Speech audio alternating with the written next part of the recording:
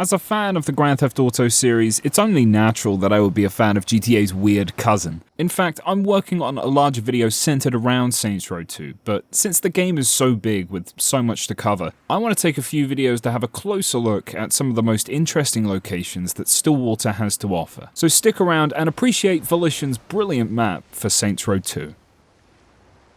For this video, we've got a lot of good stuff to take a look at, and as we go through the video, we'll take a look at 4 locations that you can visit in the game. Timestamps will be available now on the screen and in the description if you want to skip to a particular part.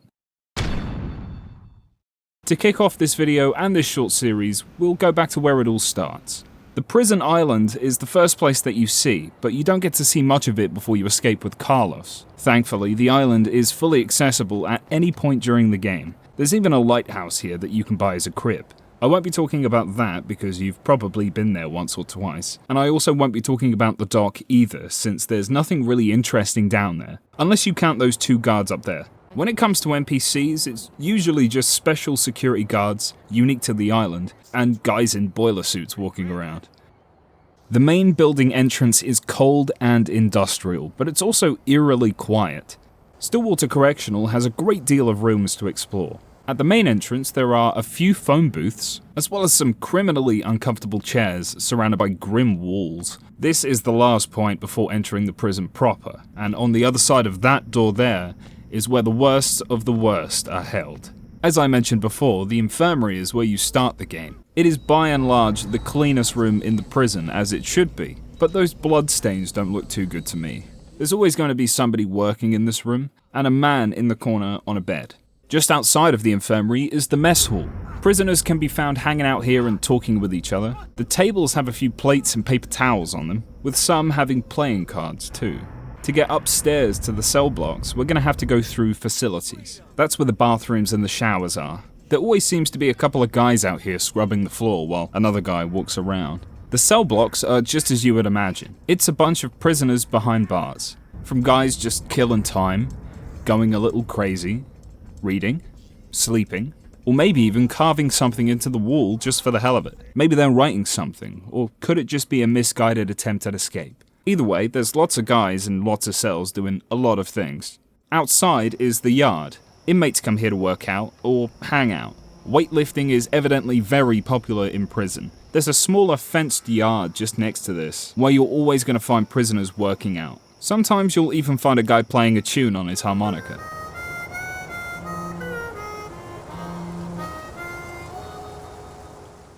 This is also, of course, where the prison fight club takes place. Now let's go back to where we came in and take a look at the staff rooms. Up some stairs you'll find a nice, clean area for staff to take their breaks. There's a kitchen with a very long table, with a copy of Extreme Court Cases on the table. There are some lockers here too, but that's not very interesting. Besides, of course, Smokey Dave's cigarettes here on the shelf, and the Volition t-shirt thrown over the top. The 2 small windows overlook the mess hall and some cells, but further upstairs is where the security happens. This office space has monitors hooked up to security cameras across the prison. And there's an even bigger window here that oversees a lot of cells. The desks and computers here are quite dull, even if I do love the big CRT monitors. Above this desk is some kind of diploma, and sitting on it is a massive bag of weed. There's a bookshelf with the same 3 books in different colors. On the wall there's a whiteboard, and I guess you can read for yourself what it says. Through this door is what I imagine is the armory, however there aren't any weapons here.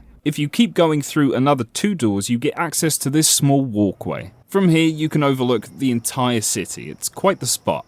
During the first mission, you get a choice to play through a tutorial or just walk out the front door. If you choose the former, you'll be led underneath these stairs, where you would climb up to the roof using these pipes. We've all been here at some point though, as we have with the roof, so I think we can safely leave those out. That's it for the prison, but there's a couple more things I want to show you. If you go into the power building by walking down to the boiler room, not only is it very warm and steamy down here, but there's also a small minecart tunnel that, if you follow it, will lead you to a blocked off exit with a couple of explosive barrels. You can blow up these barrels to destroy the grate, but this will most definitely set off the prison's alarm system, so I would probably think twice. Lastly, I want to talk about the house that sits opposite the prison. It's walled and gated. It's a nice house though. It looks like it was lifted straight out of the richer part of the city. In between some steps, there's a nice water feature with a hot tub up top. There's a nice patio and some chairs and a table too, with some more fire for some reason. They seem to love the fire here. There are also tire tracks all around this house, big ones too. I can't remember if there's an explanation for this, but it seems a bit strange considering that they have a garage right there. In the garden, there's a gate that doesn't open that far, but behind it sits this little guy. One last thing I want to show on this island is through the back gate, where there's this lovely spot on the rocks. The fire is back again in full force, of course, and this is also the location of a collectible CD. Have you noticed the Easter egg yet? If you could call it that. There's a gun sitting on top of that little hut thing, spinning around in the wind. How have I never seen this before? The prison island is a cool one to visit, even if it is a little out of the way. There's enough reasons to come back here with the crib and the activities alone, but exploring the island is enough fun in its own right.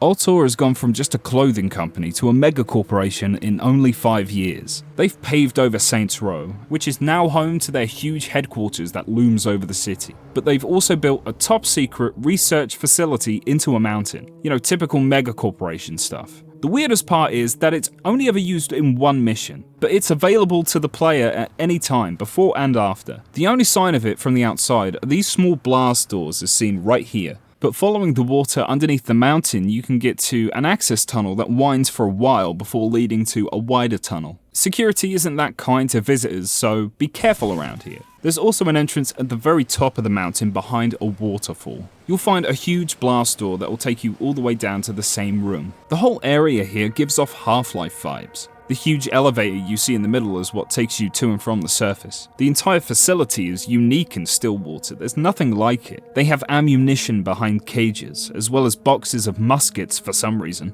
Ultor corpos can be found down here too, alongside people in hazmat suits and lab coats. On the first floor, a large corridor will take you down to some labs with a lot of high-tech equipment. There's some very serious work going on down here. The labs down here are pretty much all the same, so if you've seen one, you've seen them all. Underneath the labs is a huge armory with guns of every kind. They're lined up wall to wall alongside ammunition and much more powerful weapons. There are even missiles down here. Ultor seems near enough ready for war. Next up is the living quarters. Here's where the average Joe comes in to get a cup of Joe in this, the top secret base. The beds and lockers are to be expected. Ultor's secret staff need to sleep too, you know.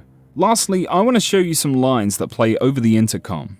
There is an intruder in the pyramid.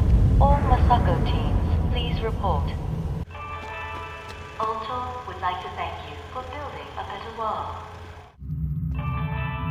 Mr. Parker, could you report to the mining division at your earliest convenience? If it can be dreamed, it can be achieved. There's so much love and care put into a location that's only ever seen in one mission. If this were a Rockstar game, it would have been locked before the mission, and then when the mission to destroy it is over, it would have been locked again. Volition love to encourage exploration in this game, and they seem to have put a lot of work into making this facility, so they likely wanted their work to be seen. That's probably why they left this and a lot of other locations open to the player. Another location that I'd like to mention is Stilwater University. The university district is large and the campus is clean. The people here are mostly students. There are people busking. Students can be found sitting at tables or just walking around. Some can be found catching up with some schoolwork or just taking the time to do some art. Sometimes you can even see people going out for a jog. You can also find a lot of goths around the area, usually smoking or banding together in groups. And just like a lot of locations around the map, there's a guy over here handing out Ultor pamphlets. Like any university, they have their sports team, the Skeeters. Their logo can be found around the campus, and they play at the nearby Calyx Stadium. Not that notable of a location in and of itself, but there did seem to be some kind of goth convention happening when I turned up. With this in mind, you'll find a lot of sports fans around the area, usually either almost blackout drunk, or just in a different dimension to you and I. I mean, look at this guy, what's going through his head? Cheerleaders are also all over the campus. Sometimes you can catch them practicing their cheers. Be aggressive! Be aggressive! Shake those fuckers! S-T-U-R-E, that's what Skeeters always see! The Student Union building is the only building you can enter, and it's a pretty decent space. Walking in through the front door, you're greeted by a board showing you the campus layout. And then there's this beautiful open space with 2 floors to explore. On the bottom, we'll start with the campus store, which of course has a lot of Skeeters themed items, among other things. There are some Skeeters t-shirts as well as some Smarter shirts in various colors. But for some reason you have some China backpacks. You can also buy some merch for yourself too, and there are quite a few unique options only available here. Next to the shop is the information desk. And what do you want me to say? It's an information desk. There's also a charred hard burger here, ready to fill uni students with the one thing they need, fast food. Back near the entrance you have Adam's Arcade. You'll always find this packed with people. Upstairs are a few inaccessible rooms, including the financial department, the language offices, and history offices. The only accessible room is the student council. An office by any other name is still an office. There's a small kitchen area in here too, and some Skeeters logos on the wall. It's not that exciting, but it just adds to the world in a very grounded way. Before we move on to our last location, I want to mention the frat houses around the area. There are lots of different frats, and all of them have funny names. Here are a few highlights.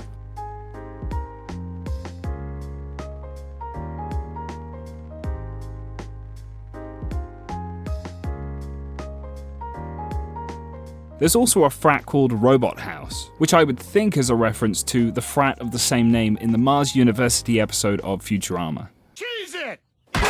Robot House! It's nice to have a lot of places to explore, especially when they have a unique shop with unique items. This place is also a testament to Volition's dedication when it comes to NPC diversity, and especially diversity between neighborhoods. In the University District, you have a lot of people who would be attending university. Just like in the Prison District, it's mainly special security guards and people who work at the docks. And of course the prisoners, but that one's kind of obvious. You'll find this with every location in the game, and there are lots of unique NPCs that you would only find in these specific places.